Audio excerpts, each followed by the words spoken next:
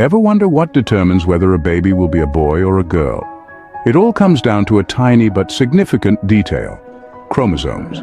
Now let's break it down. In every human cell, there are 46 chromosomes, neatly arranged into 23 pairs. Among these pairs, one stands out from the rest: the sex chromosomes. Unlike the other pairs, which are identical twins, the sex chromosomes can be fraternal twins, meaning they don't necessarily match. Now here's where it gets interesting.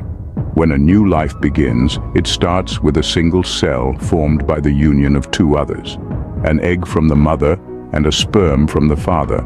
The egg is rather consistent, always bringing an X chromosome to the party.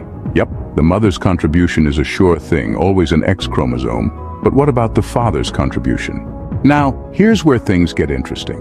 The father's sperm can carry either an X or a Y chromosome. You see, when it comes to the biological sex of a baby, the father's contribution plays a pivotal role. Let's break it down. When a sperm fertilizes an egg, it brings along its own chromosome. If that chromosome is an X, it combines with the mother's X chromosome and voila!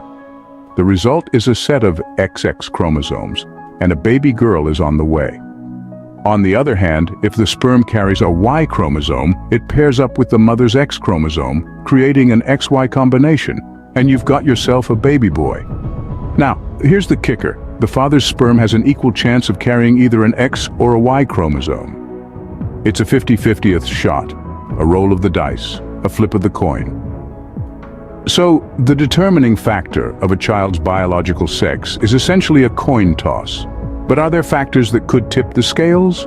There are theories suggesting factors that might influence sperm motility, but none have been proven to significantly affect sex determination.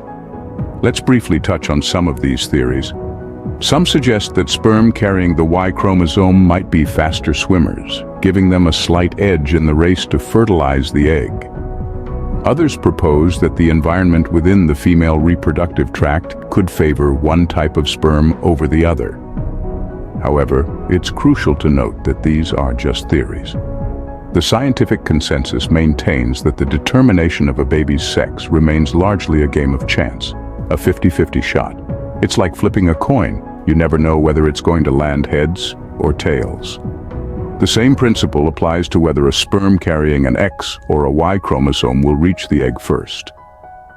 Remember, this explanation focuses on biological sex determined at conception. Gender identity, a person's internal sense of being male, female, or something else, is a separate concept. So the next time you wonder about the odds of having a boy or a girl, remember, it's all in the chromosomes.